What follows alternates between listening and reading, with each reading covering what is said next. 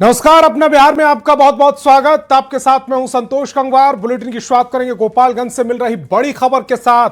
Methanol से भरे tanker और ट्रक में जोरदार टक्कर हुई है। हादसे के बाद मिथेनॉल का रिसाव शुरू हो चुका है। कुचाय कोर्ट के बलथरी चेक पोस्ट की यह पूरी घटना। NH 27 पर यातायात रोक दिया गया है। आसपास का इलाका खाली कराया गया। अग्निशमन की 7 गाड़ियां मौके पर पहुंची है। मिथेनॉल के रिसाव को कम करने की कोशिश फिलहाल जारी है। केमिकल डालकर खतरे को कम किया जा रहा है। मौके पर कैंप कर रहे हैं अधिकारियों की टीम। असम से उत्तर प्रदेश जा रही 36,000 लीटर मिथेनॉल जिसका रिसाव फिलहाल हो रहा है। गोपालगंज से तस्वीरें आपकी टेलीविजन स्क्रीन पर। मिथेनॉल से भरे टैंकर और ट्रक में ये जोरदार टक्कर। हादसे के बाद मिथेनॉल का रिसाव शुरू हो चुका है। कुचाय कोर्ट के बलथरी चेक पोस्ट की यह घटना है। NH 27 पर यातायात को रोक दिया गया है। आसपास का इलाका खाली कराया जा रहा है। अग्निशमन की 7 गाड़ियां मौके पर पहुंच चुकी हैं। मिथेनॉल के रिसाव को कम करने की कोशिशें फिलहाल जारी है। केमिकल डालकर खतरे को कम करने की कोशिश की जा रही है। मौके पर कैंप कर रहे हैं अधिकारियों की टीम।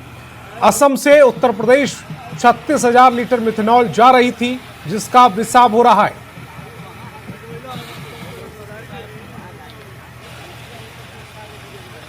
सामान्य स्थिति है, लेकिन इस पर कोई भरोसा नहीं किया जा सकता है कब क्या हो जाएगा।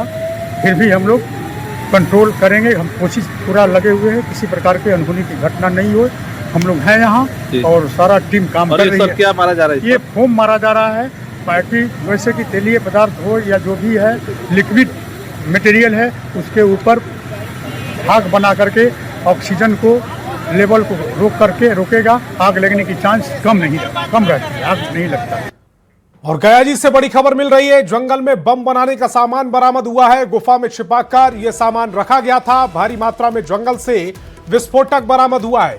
सर्च अभियान के दौरान सुरक्षा बलों ने इस विस्फोटक को बरामद किया। लगभग 300 किलो अमोनियम नाइट्रेट बरामद किया गया है। 150 कमर्शियल इलेक्ट्रॉनिक डेटोनेटर बरामद हुए हैं। 1000 कोडेक्स कमर्शियल तार बरामद हुए हैं और नक्सलियों ने इसे छिपाकर रखा था। लुटुआ थाना क्षेत्र के सिंघवा स्थान से ये तमाम सामान बरामद हुए हैं जिनकी तस्वीरें फिलहाल आप अपनी टेलीविजन स्क्रीन पर देख रहे हैं। गया जी से ये तस्वीरें, ये एक्सक्लूसिव खबर आपकी टेलीविजन स्क्रीन पर। जंगल में बम बनाने का भारी मात्रा में सामान बरामद हुआ है। गुफा में इस सामान को रखा गया था। भारी मात्रा में जंगल से विस्फोटक बरामद हुआ है। सर्च अभियान के दौरान सुरक्षा बलों ने इसे बरामद किया। लगभग 300 किलो अमोनियम नाइट्रेट बरामद हुई है। इसके अलावा 150 कमर्शियल इलेक्ट्रॉनिक डेटोनेटर बरामद हुआ है। 1000 कोडेक्स कमर्शियल तार बरामद हुआ है। नक्सलियों ने इसे छिपाकर रखा था। लुटुआ थाना क्षेत्र के सिंघवा स्थान से इसे बरामद किया गया है। और खबर समस्तीपुर से, जहां बारिश नगर थाना क्षेत्र में 30 साल की विवाहिता सोनी कुमारी की संदिग्ध परिस्थितियों में मौत हो गई। शव उसके ससुराल से बरामद किया गया है। मायके पक्ष ने दहेज के कारण हत्या का गंभीर आरोप लगाया। परिजनों के अनुसार शादी के कुछ दिन बाद पति और ससुराल पक्ष ने उसे कार और दहेज की मांग के लिए प्रताड़ित करना शुरू कर दिया था। पुलिस ने पति को हिरासत में लेकर पूछताछ शुरू कर दी है और मामले की जांच की जा रही है। खबर मुजफ्फरपुर से, जहां एक सनसनीखेज वीडियो सोशल मीडिया पर तेजी से वायरल हो रहा है। वीडियो में मुखिया पति और ग्रामीण के बीच में जमकर मारपीट हो रही है। मुखिया पति के कमर में पिस्टल भी दिख रही है। मामला कथैया थाना क्षेत्र के पगहिया गांव का बताया जा रहा है, जहां पंचायत की मुखिया के पति और एक स्थानीय ग्रामीण के बीच मामूली विवाद देखते ही देखते हिंसक संघर्ष के रूप में तब्दील हो गया। वायरल वीडियो में साफ देखा जा रहा है कि मुखिया पति मनोज पंडित और गांव के ही एक अन्य व्यक्ति के बीच किसी बात को लेकर तीखी नोकझोंक हो रही है। बहस के दौरान अचानक दोनों पक्षों के बीच हाथापाई शुरू हो गई। मारपीट इतनी जबरदस्त थी कि हाथापाई के दौरान पिस्टल लहराते दिख रहे शख्स के कपड़े तक फट गए। पुलिस का कहना है कि वीडियो की जांच की जा रही है। दोनों तरफ से थाने में आवेदन भी दिया गया है। सत्यापन कराया गया है। वो गथैया थाना क्षेत्र का वीडियो है और उसमें तगहिया पंचायत के मुखिया जी और उनके जो भी विपक्षी हैं उनके बीच में मारपीट की बात की घटना प्रतिवेदित हुई है। इस संदर्भ में दोनों पक्षों के द्वारा आवेदन प्राप्त हुआ है। और अब बात स्वास्थ्य विभाग में लापरवाही की उस तस्वीर से जो न्यूज़ 18 के कैमरे में कैद हुई है। मामला फुलवारी शरीफ सीएचसी से जुड़ा है। जब न्यूज 18 के संवाददाता पड़ताल के लिए पहुंचे तो अस्पताल के हालात देखकर हर कोई हैरान रह गया। ना तो अस्पताल में डॉक्टर मिले, ना समय पर नर्स, और ना ही फार्मासिस्ट, और ना ही लैब टेक्नीशियन। आप भी इस रिपोर्ट में देखिए सरकारी अस्पताल में लचर स्वास्थ्य व्यवस्था का हाल। अस्पताल से सबसे बड़े साहब गायब, दवा काउंटर से फार्मासिस्ट नदारद, ओपीडी चैम्बर से स्वास्थ्य कर्मी ओझल, जांच घर से लैब टेक्नीशियन लापता। देखें इस तस्वीर को बिहार के नीति नियंता। देखें इस तस्वीर को स्वास्थ्य विभाग के अभियंता। देखें इस तस्वीर को बिहार के स्वास्थ्य मंत्री। देखें इस तस्वीर को हेल्थ डिपार्टमेंट के संतरी। गद्देदार सोफा और चमकदार टेबल, नीचे आईने की तरह चमकता हुआ फर्श और ऊपर महज 2-2 फीट की दूरी पर 4-4 सीलिंग फैन। शायद ही बिहार के किसी अस्पताल में मरीजों को ऐसी सुख सुविधा दी जाती होगी जो ऐशो आराम की जिंदगी राजधानी पटना में फुलवारी शरीफ सीएचसी के प्रभारी चिकित्सा पदाधिकारी को मिल रही है। लेकिन इन सब का क्या फायदा जब अस्पताल में डॉक्टर साहब समय पर पहुंचे ही ना, खाली पड़ी कुर्सियां इंतजार करती रह जाएं। साहब अब आएंगे तब आएंगे, न जाने कब आएंगे। प्रभारी चिकित्सा पदाधिकारी का और इनका कक्ष है ये, और उस कक्ष में हम प्रवेश करते हैं। देखिए सोफा खाली है, सभी कुर्सियां खाली है, प्रभारी खुद मौजूद नहीं है। तो 10 बजने वाला है और प्रभारी अस्पताल में नहीं है। यह है सीएचसी। आराम परस्ती के मामले में जैसे 5 स्टार होटल की सुविधा भी यहाँ पर फेल है, वैसे इलाज की व्यवस्था भी यहाँ गोल है। बड़े मियाँ तो बड़े मियाँ, छोटे मियाँ सुभान अल्लाह। न सिर्फ प्रभारी चिकित्सा पदाधिकारी को लेट लतीफी की आदत पड़ गई है, बल्कि ओपीडी के स्वास्थ्य कर्मी से लेकर जांच घर के लैब टेक्नीशियन तक हर किसी ने लापरवाही और बेपरवाही को अपने डेली रूटीन में शामिल कर लिया है। नीचे सर कितने बजे लगाए हैं? सुबह सर लगाए 9:30 बजे। 9:30 में लगाए जी हैं? सर। आने का टाइम 9:30 है? नहीं सर, लेट हो गया थोड़ा सा। लेट हो गया? हाँ सर, थोड़ा सा कितने लेट। बजे टाइम है आने का आपका? 8 बजे सर। ना कहाँ रह गई है? कितने बजे आ रही है, रास्ते में कितने है, बजे जाम आना? में है। लापरवाही है ना ये। पर्ची काउंटर से लेकर दवा काउंटर तक, ओपीडी से लेकर जांच घर तक मरीजों की लंबी कतार लगी है। कोई 1 घंटे से खड़ा है, कोई 2 घंटे से डॉक्टर साहब की राह देख रहा है। पर तस्वीरें बयां कर रही है वो कसम खाकर बैठे हैं समय पर वेतन उठाएंगे, पर समय पर ड्यूटी नहीं जाएंगे। हम लोग को डॉक्टर कहाँ नहीं स्टाफ देखेंगे। कहाँ है यहाँ पर? स्टाफ है ही नहीं है। स्टाफ है ही नहीं? नहीं, ये महिला है, प्रेग्नेंस है, खड़ी हुई है। बताइए क्या नाम कितना है देर आपका? तक खड़ी है? मिलना मेरे को आज अच्छा, जरूरी यहाँ है। और क्या करना है? वेट ना पाना है। वेट करने वाला भी कोई नहीं है।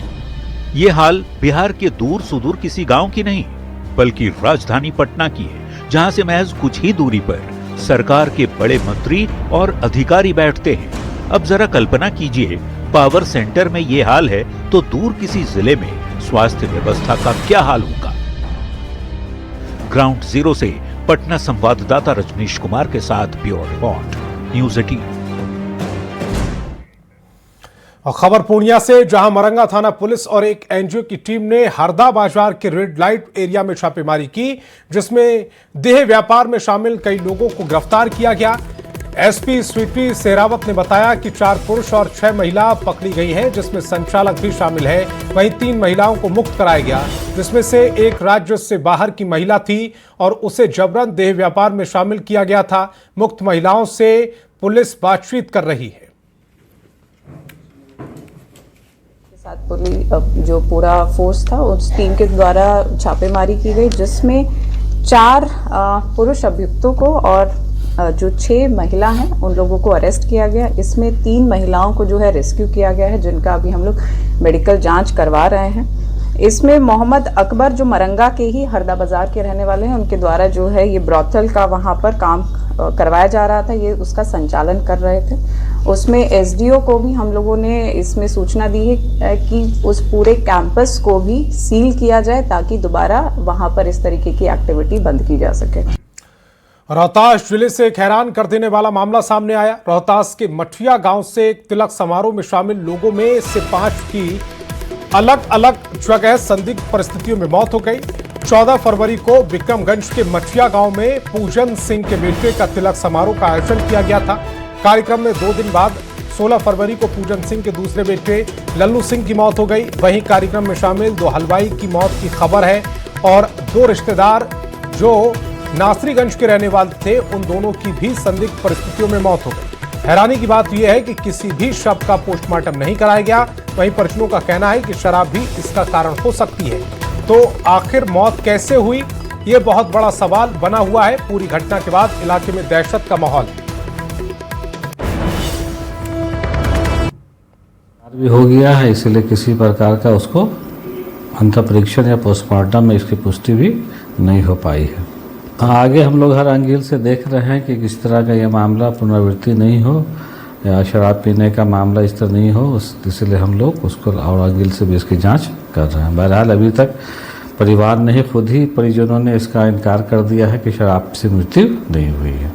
मैं अभी हूँ रोहतास जिला के विक्रमगंज थाना क्षेत्र के मठिया गांव में, और इस गांव में ही जो मौत की बात आ रही है, कुछ लोगों की मौत की बात आ रही है। बताया जाता है कि 14 फरवरी को पूजन सिंह के घर तिलक आई हुई थी, उनके पुत्र के तिलक समारोह था, और इस तिलक समारोह के बाद ऐसी चर्चा है कि लगभग 5 लोगों की मौत जो है संदिग्ध अवस्था में अलग अलग गांव में जाकर हो गई है। बताया जाता है कि पूजन सिंह के जो दूसरे पुत्र हैं लल्लू सिंह, उसकी भी मौत हुई है। अब गांव में चर्चा है कि कुछ लोग कह रहे हैं कि कुत्ता काट लिया या फिर अलग अलग लोग कारण बता रहे हैं, लेकिन जिस तरह से उनके 2 रिश्तेदार का बगल के नासरीगंज में मौत की बात आ रही है। इसके अलावा इस तिलक समारोह में जो रसोइया आए थे, 2 रसोइया आए थे अकोरी गोला थाना क्षेत्र से, उनके भी मौत की चर्चा है, लेकिन अभी तक प्रशासनिक स्तर से इसकी कोई पुष्टि नहीं हो सकी है। क्योंकि उत्पाद विभाग की टीम जो है, उत्पाद विभाग के जो सहायक आयुक्त हैं, वो खुद अपनी टीम के साथ इस गांव में पहुंचे और जांच शुरू किया, और जांच के बाद अभी तक इस तरह का कोई मामला स्पष्ट नहीं हो पाया। लेकिन जिस तरह से चर्चा है कि तिलक समारोह के बाद 5 लोगों की अलग अलग गांव में जाकर मौत हो गई है, इसे कुछ लोग शराब से जोड़कर देख रहे हैं, लेकिन अभी तक उस तरह की बातें सामने निकलकर स्पष्ट रूप से नहीं आ रही है, क्योंकि परिजन भी कुछ भी बताने की स्थिति में नहीं है। परिजन जो है वो कैमरे के सामने आना भी नहीं चाह रहे हैं। अजीत कुमार, न्यूज़ 18, सासाराम। और डिप्टी सीएम सम्राट चौधरी ने सदन में सांसद पप्पू यादव पर तंज कसा। सम्राट चौधरी ने नीट छात्रा संवेदना की मौत मामले में पप्पू यादव की बयानबाजी पर तीखा हमला बोलते हुए चींटी और हाथी का उदाहरण दिया। सम्राट चौधरी ने कहा कि लोग कहते हैं कि बिहार पुलिस ने चींटी भी नहीं मार पाई, लेकिन गिरफ्तारी के बाद हाथी भी चींटी से डरने लगा है। चींटी के डर से तबीयत खराब हो जाती है, हाथी भी बीमार होकर पुलिस के डर से अस्पताल जाना पसंद करता है। सम्राट चौधरी ने पप्पू यादव की सीधे सीधे नाम नहीं लिया, लेकिन हाथी के शब्द के इशारे से साफ कर दिया है। गृह मंत्री नीतीश कुमार जी ने ऐसा पूरा इकोसिस्टम बनाया कि यहां किसी का हस्तक्षेप नहीं है। मैं भी गृह मंत्री हूं, हमारे डीजीपी यहां बैठे हैं, होम सेक्रेटरी बैठे, कोई हम लोगों का हस्तक्षेप नहीं। कहीं हमको किसी थाना में जाते हुए नहीं देखा होगा आपने, मैं जाना भी नहीं चाहता। पुलिस पूर्ण रूप से स्वतंत्र होकर बिहार में सुशासन स्थापित करे, यह नीतीश कुमार जी ने व्यवस्था की। और आज देखिए लगातार कार्रवाई हो रही। लोग तो कहते हैं, एयरपोर्ट पे लोग उतरते हैं और कहते हैं कि बिहार पुलिस चींटी भी नहीं मार पाई, और वो आदमी 2 घंटा के अंदर गिरफ्तार होता है, कहता है हम तो बीमार हो गए। अब हाथी भी बीमार होकर पुलिस के डर से हॉस्पिटल में जाना पसंद करता है। यह स्थिति है बिहार का। वहीं सम्राट चौधरी के बयान पर सांसद पप्पू यादव ने निशाना साधा। पप्पू यादव ने सोशल मीडिया पर पोस्ट डालकर बिना नाम लिए सम्राट चौधरी को बंदर बताया। पप्पू यादव ने लिखा, पहले नाबालिग थे अब बंदर बन गए हैं, इस बंदर के हाथ में पूरा बिहार है। और पटना से बड़ी खबर, चिराग पासवान का बड़ा बयान सामने आया। मेरी मां सक्रिय राजनीति में नहीं आ रही, मां का राज्यसभा में जाने से इनकार कर दिया है। चिराग पासवान ने अटकलों को खारिज कर दिया है। पटना से ये बड़ी खबर, चिराग पासवान का ये बड़ा बयान, मेरी मां सक्रिय राजनीति में नहीं आ रही हैं। चिराग पासवान ने कहा है कि मां का राज्यसभा में जाने से इनकार। राज्यसभा ने चिराग पासवान ने अटकलों को पूरी तरह से खारिज कर दिया है। प्रभु, मैं इस बात को स्पष्ट कर दूं, मेरी मां राजनीति में नहीं आ रही हैं। प्लीज आप लोग इसको कतई डिबेट का हिस्सा नहीं बनाएं। मैं ये बोल के चला जाऊंगा, फिर मुझे पता आज नहीं तो कल आप सब अपने अपने चैनल पे इसी बात का डिस्कशन करेंगे। वो सक्रिय राजनीति से अपने आप को दूर रखना चाहती हैं। एक माँ होने के नाते जरूर वो सार्वजनिक मंच पे मेरे साथ दिखी, या अर्धांगिनी होने के नाते मेरे पिता के साथ वो दिखी होंगी, पर वो सक्रिय राजनीति में कतई नहीं आना चाहती। मेरी माँ की उनकी कतई कोई दावेदारी आगामी 5 सीटों में से उनकी कोई दावेदारी उस राज्यसभा की सीट की नहीं है। बट मैं इतना जरूर मानता हूं कि पांचों की पांचों सीटें हमारा एनडीए गठबंधन जीतेगा, इसमें भी कहीं कोई संदेह नहीं है। तो ये बड़ी खबर, चिराग पासवान ने स्पष्ट किया है कि उनकी मां सक्रिय राजनीति में नहीं आना चाहती। उन्होंने ये भी स्पष्ट किया है कि उनके साथ या पूर्व में उनके पिता के साथ उनकी मां सार्वजनिक जगहों पर नजर आई होंगी, लेकिन इसका मतलब ये नहीं कि वो सक्रिय राजनीति में आना चाहती हैं। उन्होंने ये भी कहा कि राज्यसभा की जो 5वीं सीट की को लेकर दावेदारी की जा रही थी, उस पर भी उन्होंने स्पष्ट किया कि इस तरह की कोई दावेदारी उनकी तरफ से नहीं की गई।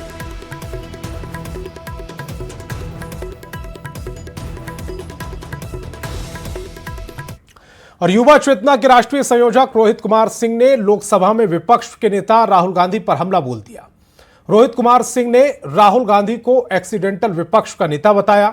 रोहित ने कहा कि एआई समिट में कांग्रेस के गुंडों को भेजकर राहुल गांधी ने भारत की प्रतिष्ठा के खिलाफ खिलवाड़ किया है। इन्हीं कुकर्मों की वजह से देश ने राहुल को रिजेक्ट कर दिया। युवराज, लोकसभा में एक्सीडेंटल विपक्ष के नेता राहुल गांधी जी ने आज एआई समिट में जिस प्रकार से अपने गुंडों को भेजकर भारत महतारी की प्रतिष्ठा को कम करने का षड्यंत्र किया है, इसके लिए देश की जनता उन्हें कभी माफ नहीं करेगी। संसद में आप झूठ परोसते हैं, अंतर्राष्ट्रीय मंचों पर आप भारत की प्रतिष्ठा के साथ खिलवाड़ करते हैं। देश की जनता ने इन्हीं कुकर्मों के कारण आपको 2014 में, 2019 में और 2024 में सत्ता से बेदखल किया है।